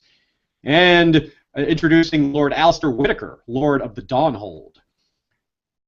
Our King's Justice is Sir Troy the Steady, wielder of the Valyrian Steel Blade Fate. Our Lord Commander of our Kingsguard is Lord Commander Dubbington, the Red Bear. And last but not least, our History of Westeros Night's Watch is commanded by Lord Commander George the Golden, and backed up by First Ranger Fabian Flowers, Bastard of Green Shield, and First Steward Dolorous Roenick Cantrell, the wielder of the Valyrian Steel Spoon, for the night is dark and full of turnips. Indeed it is. So... some great names on there, Aziz. You've got some right interesting patrons. Yeah, it's fun to see. Sometimes people have the really awesome suggestions of their own that just make me, happy or giggle or both. And a lot of times people say, hey, you come up with a name for me, and I do my best and give suggestions, and then people pick their favorite out of those, and we get to read them aloud sometimes, and that's a lot of fun. So if you want your own title, head over to historyofwesteros.com, click on the Patreon link in the upper right-hand corner, and check it out. There's a lot of different things to peruse, a lot of different titles, a lot of different rewards, and all that. And, of course, as I said, it is the main thing keeping the show going. So we do really appreciate all the support at every level. You can also support the show by checking out our Amazon links. You can shop through Amazon, through historyofwesteros.com. Anything you buy, even if you don't buy the things suggested by our links, anything you buy during that session will be tracked to us, and you do not pay an extra dime. It is the same price as if you had gone normally. A good way to support the show for no extra effort or money. Pretty cool. All right, so enough of that. Let us get back to the material. Always important to pay the bills, but that's not why we're here. We got to talk about the material. That's the most fun. So the trailers, there is just a lot of juicy stuff, because not only do we have the trailers to think about, we have the preseason trailers, which we can narrow down, because any scene that we haven't seen yet, we know it's in episode 10. Except for the ones that are based on this battle. There is no indication that this episode coming up next week will have anything in it other than before, during, and after the Battle of the Bastards in the North. 60 minutes of pre-math and aftermath, and mostly the battle itself. So a lot to think about. The trailers show us 1-1. The trailers show us Jon, or here, reveal that Jon is offering to duel Ramsay or something along the lines of that in order to prevent the death of so many people. I can't imagine Ramsay going for that because he has the bigger army.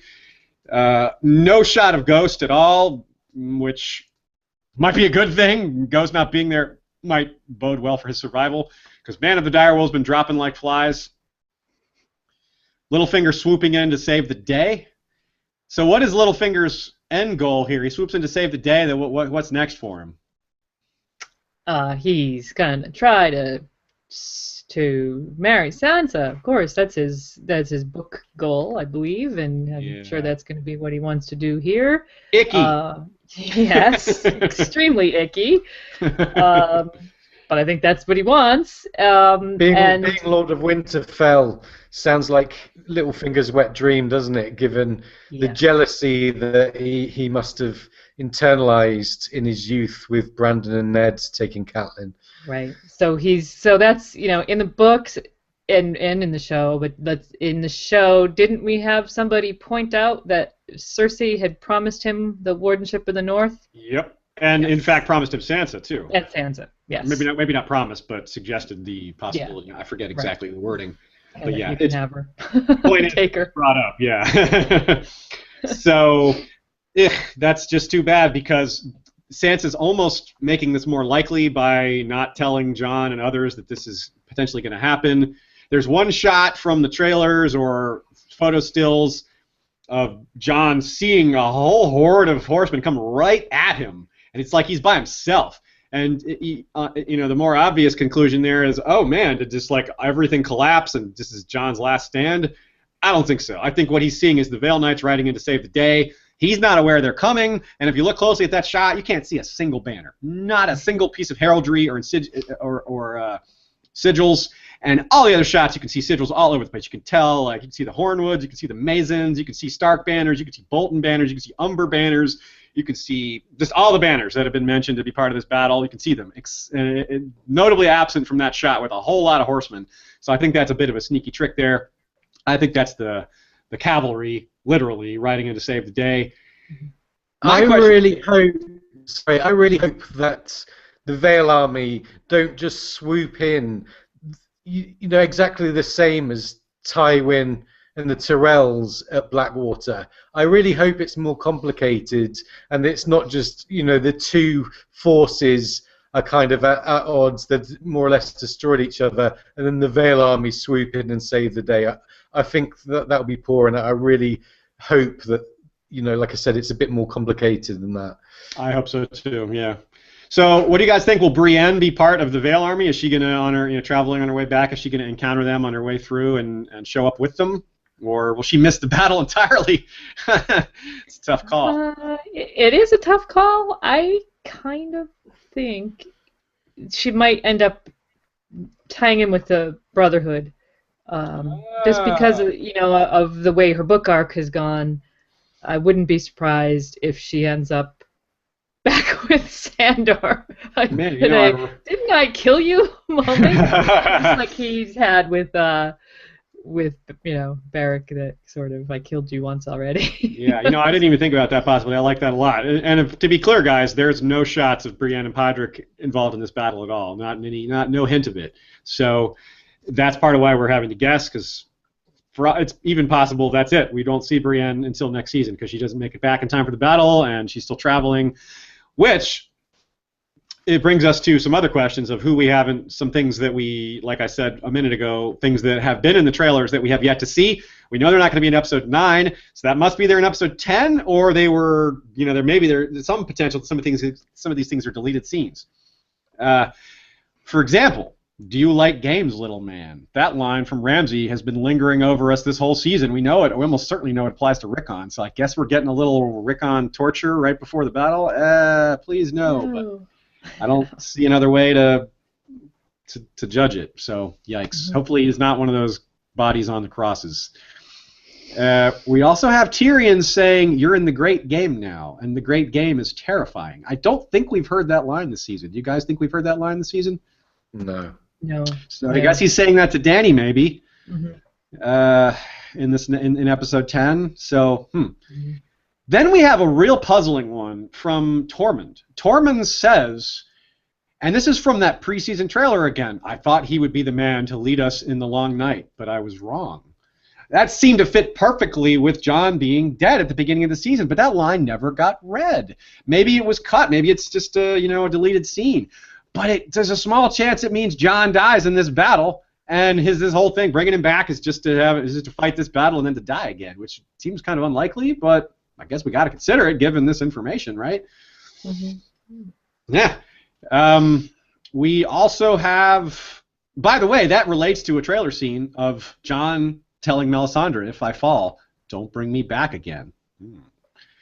And we see speaking of Melisandre, we see Davos looking down at a pile of logs, which we've been waiting for all season. What's that going to do with? It seems to be something to do with Shireen. You guys have any more thoughts on that, or is it just pretty much what we've said in past episodes? Yeah, we've said it. One of our watching is called Lady. Sorry, what was it? Was it Lady Storch? It's Lady Storch. Yeah, we mentioned Lady Storch. Lady Storch. Sorry, bad memory. Suggested that Davos finds the carved stag by the pyre and figures out what's happened. So I still think that's a really great call by Lady Storch. Yeah, and it wouldn't be unlike, say, finding Dany's ring in the Dothraki Sea. This is following a very straight path from Castle Black to Winterfell, which leads down the King's Road. So it would make sense that they would find the camp. That's not, just that wouldn't be really random. A couple other things we have not seen from the trailers that we expect to see in episode 10. Lord Walder, toasting the Lannisters and Freys in his hall. Celebrating River Run being taken, presumably, but there could be more to it. What else could happen in the scene? In the books, it's been predicted there'll be a Red Wedding 2.0, but I don't know if we can. I don't think we can see that. I don't think we're going to see that. I can't. There's been no setup for it. There's been no setup for Walder Frey getting taken down. I think it's very unlikely. Yeah, I think Arya is our only hope there, because the Brotherhood is heading north, and in the books, they're the ones involved in this Red Wedding 2.0, and they're not. Clearly, they're leaving the Riverlands. They are, but wasn't there something said about the Brotherhood? Something about the Freys? Yeah. So raising the commoners against them. Yeah. I mean, I guess remote possibility that the Brotherhood they'd have to pass the twins on their way north. They could, That's true. stop off and off Walder Frey on their way. Stop off for a bit of mass murder. Just be like, all right, we got that out of the way. Now we can head to the real threat. Instead of the Red Wedding, it's the Fred Wedding. Frey. Yeah. That was Hey. Okay, I was reaching for that one. Okay, so other things that we haven't yet seen. Sons of the Harpy. At the beginning of the season, we saw the trailer. That same opening season trailer showed the Sons of the Harpy standing over a bunch of bodies, leaning down over them, and one of them looks behind. He's like, something's happening behind him. He turns to look behind himself.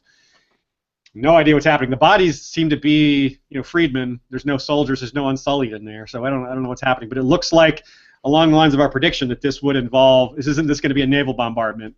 The Sons of the Harpy elements inside the city are going to rise up again and do stuff. Who knows exactly what. So will Dany's Khalasar arrive during the season to help out with this? That, of course, would be a huge boost to her military situation. And, in fact, she might be saying, well, let's just hold on. Let's just hold out until they get here, and we'll be fine. We'll have this massive army that can deal with these guys. We do see a scene of Dothraki charging in the preseason trailers that we have not seen. But it looks to be sort of a deserty. What's that? Yeah, really, I didn't know.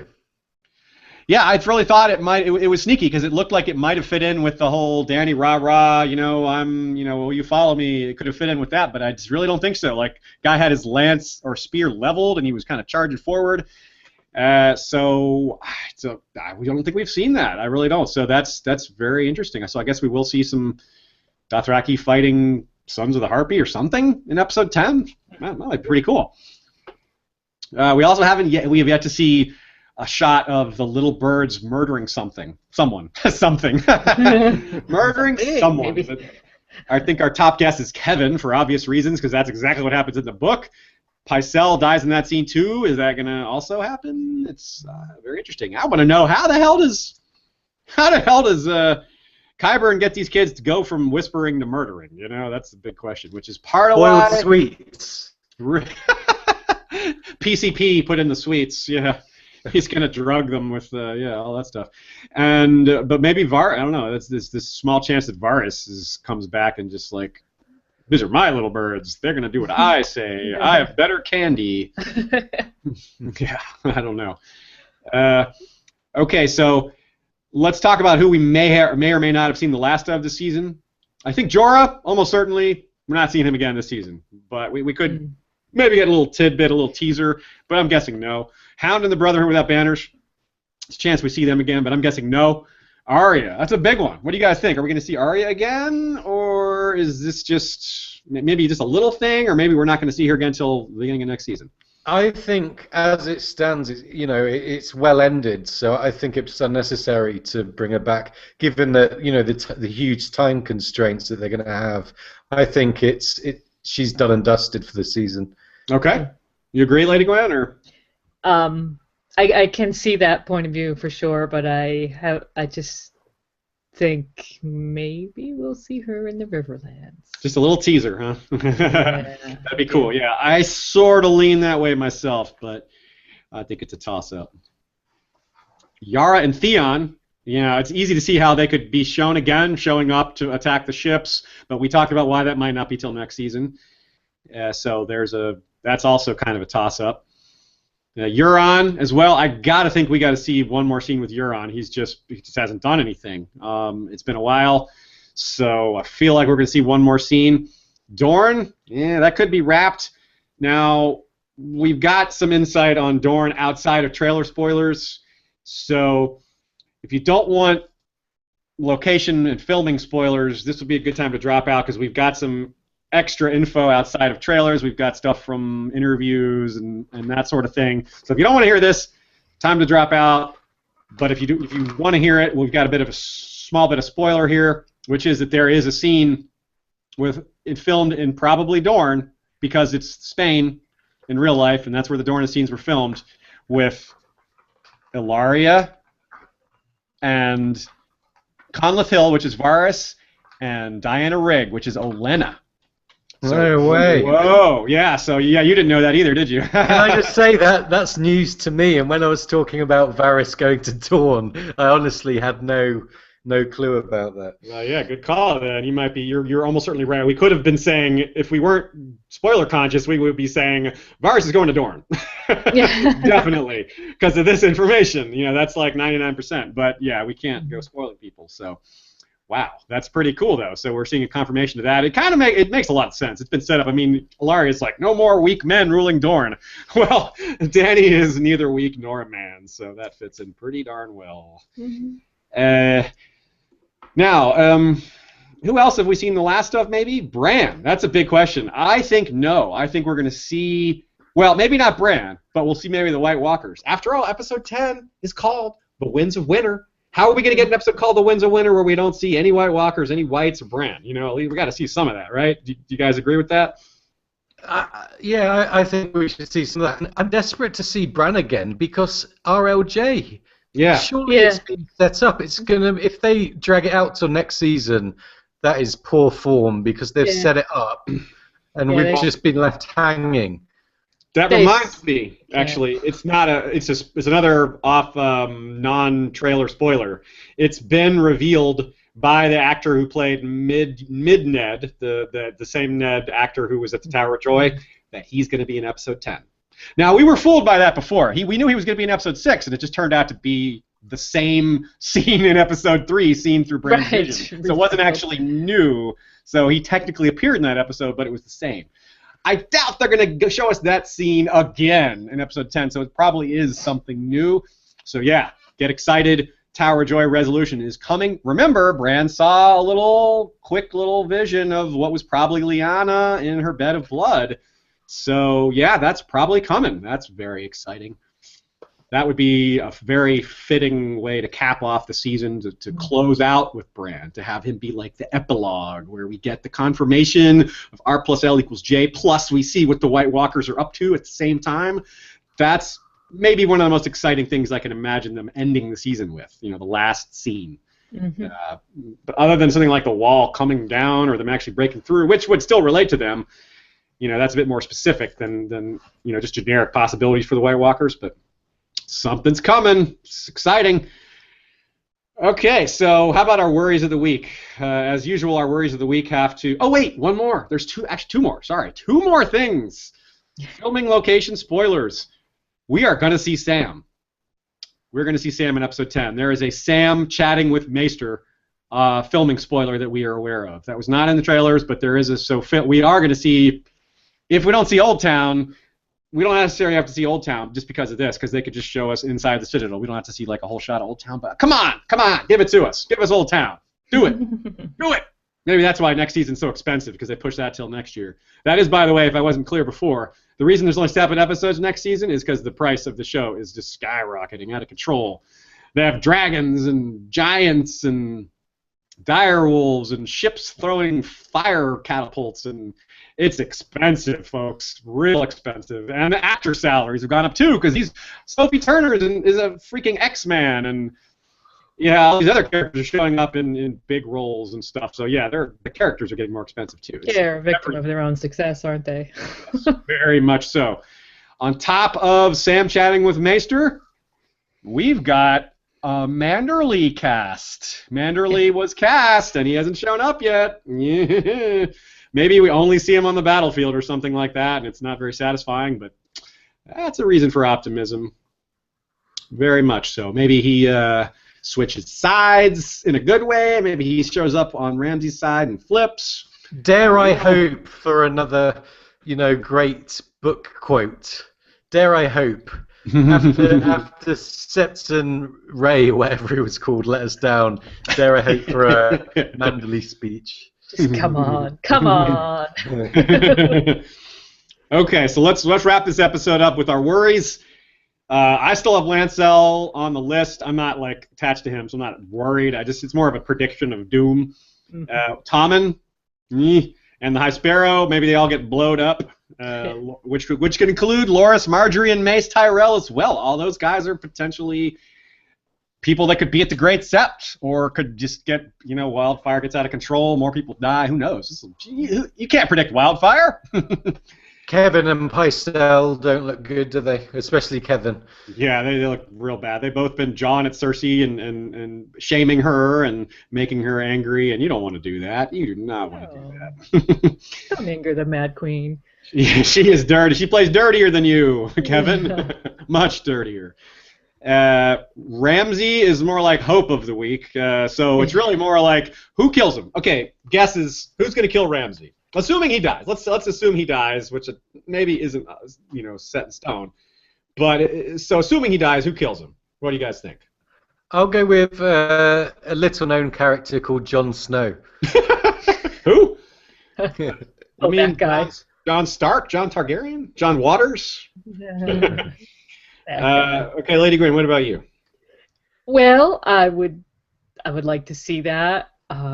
I think it would be great if it was his own dogs, because I think that's how it's going in the books. But I'm not sure the show is going to go there. Sandor would be very fitting. But let's go with Jon. Okay, cool. So 2 votes for Jon. I'm gonna go. I think that's a very fitting and not unlikely choice. I'm gonna say Sansa. I'm gonna say he gets captured, and they, what do we do with him? And Sansa executes him herself. That would be pretty sweet. Yes. And what's it going to mean? I don't know. That would mean, she gets to be true, kind of really be a Stark, passing the sentence, swinging the sword, all that. By the way, speaking of Littlefinger coming in to save the day, that's another trailer scene we didn't talk about that's been shown, which is that Littlefinger standing in the snow. Snowflakes in his hair, which we haven't seen any snowflakes in anyone's hair or any snow other than some snow on the ground, but not much of that even in this battle scenes. So this has the feel of some sort of after-the-battle epilogue type situation. Littlefinger standing there looking kind of unconfident. And then someone kind of passes in front of the camera that he's watching. And this could be a trick. Like, I thought the Olenna scene where she's opening Marjorie's letter had the feel of an action scene, so I was worried about her. That just turned out to be a little bit of subterfuge. So maybe that's all this is. But Littlefinger might be. We talked about how Littlefinger maybe doesn't have enough of a role to play when it becomes White Walkers versus humanity. Maybe we're seeing his end here at the end of the season. They haven't really killed off a lot of characters this season. No one important has died for the most part. We had Doran and Balon and Roose died at the beginning of the season. Those are important characters, but we haven't had. No one we're attached to, really attached to as far as a central character has died. We might be overdue for that. And if they're not going to kill someone that we love, they could kill somebody major like Littlefinger. I don't think Sansa or Jon is going to die. Really, Sansa is even less likely than Jon, I think, at this point. Davos and Melisandre, though, I'm worried about both of them. What is Davos's role going forward? It's always the thing that I lean on when I don't know what a character's arc. It seems like maybe their arc has run its course. I immediately fear for them. And Davos. He could easily stick around for the long haul, but but I could also see him kind of being done. Yeah. You know, what's his future role? Yeah, Sansa even pointed it out to Jon. She's like, this guy is our number one counselor, like, kind of. He's Why? Pointless. Yeah. Why? Like, we know why, but from Sansa's point of view, it kind of makes sense. Like, this guy was commander to this loser that burned people. You know, come on.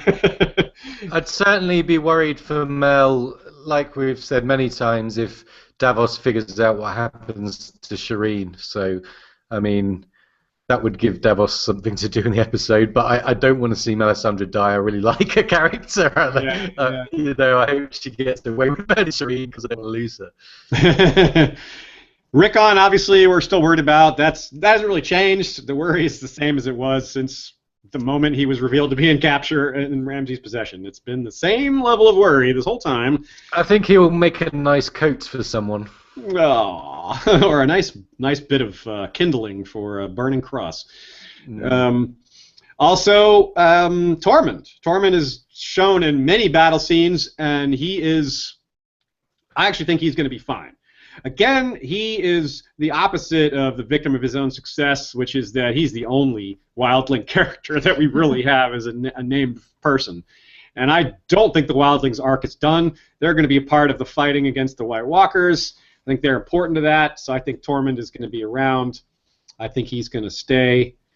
You know, it just occurred to me maybe Tormund was talking about Davos. I thought he was going to be there to help lead us against the Long Night, and he's talking about Davos maybe. It's a bit of a stretch, but it's possible. Mm-hmm. So I think he's safe. 1-1, on the other hand, is my number one worry because of budget. Right? Budget constraints, we talk about how that's a big factor. That's a big part of why the direwolves were killed off. A freaking giant. That's expensive. Filming giants, right? Yep. And he's such a big target for the Bolton archers, which were shown a lot in these scenes. So right. I'm worried about 1-1. And don't forget Magna Mighty was killed in the books, and you know, and there's this whole, well, not that we don't still have 1-1 in the books, but there was this whole sort of drama about, you know, Ygritte being sad about the giants being killed off, and we got the Magna Mighty killed in the show also, but it didn't have the same impact, like you're saying, because there was no grit line. So it might be 1-1 last of the giants. 1-1 appears to be the last of the giants himself now, so they could have just pushed that to this. Make a lot of sense. Be very sad, but at least it won't catch you off guard if it happens if you're listening right now, because that is my number one prediction. Sad prediction. Okay, I think that about does it. You guys have any closing statements? Anything I missed? Any other predictions? No other predictions. Right on. Okay, well, tell everyone where to find you guys. Radio Westeros is going to be getting back to putting out great book-only content in a matter of weeks here once the show is over. So, I don't know, have you guys revealed what your next episode is going to be, or is that something you're going to keep as a surprise? It's going to be on Aegon, but I won't say what specifically, but it's going to be on Aegon the 6th. Ah, very cool, very cool. And we'll get back to that, after show season. We're happy to do these episodes with you guys for show season. It's really good. So if you want to check out a book-only podcast, go to radiowesteros.com or check out our Radio Westeros YouTube channel. And, if you like us, you can always subscribe and go for our back catalogue, see if you like us. Yes, highly recommended. I am not just friends with you guys. I'm a big fan of your show as well, so certainly not just lip service. So, yeah, let's wrap it up, folks. We're going to be back, of course, next week. As I said at the beginning of this episode, we're doing the Q&A on Thursday, the 23rd at 6 p.m. Eastern Standard Time. Go check out the event page. Even if you can't make it, go ahead and post questions. Click on the video player. There's a little Q&A button on the upper right corner of the video player. You can see the questions other people have posted, upvote them, or add your own question. And we will be taking those questions primarily, but we'll also be taking some questions from email. You guys have sent us so many emails. Again, I have to apologize that we don't respond to a very high percentage of emails simply because of the volume of them, but we read them all. We incorporate them into these episodes. Sometimes people get shout-outs, especially when your questions and comments are unique. A lot of times, several people make the same point, so we can't just give a shout-out to 5 different people for asking the same question, even if it's a really good question. But just want to reiterate that we read everything you all send us, We appreciate it, and we take it into account as much as possible. So, again, Valar Morghulis, Valar Battle of the Bastards, Valar, thanks again, Radio Westeros, and all those things. So, everybody, adios. We'll see you next time. Bye-bye.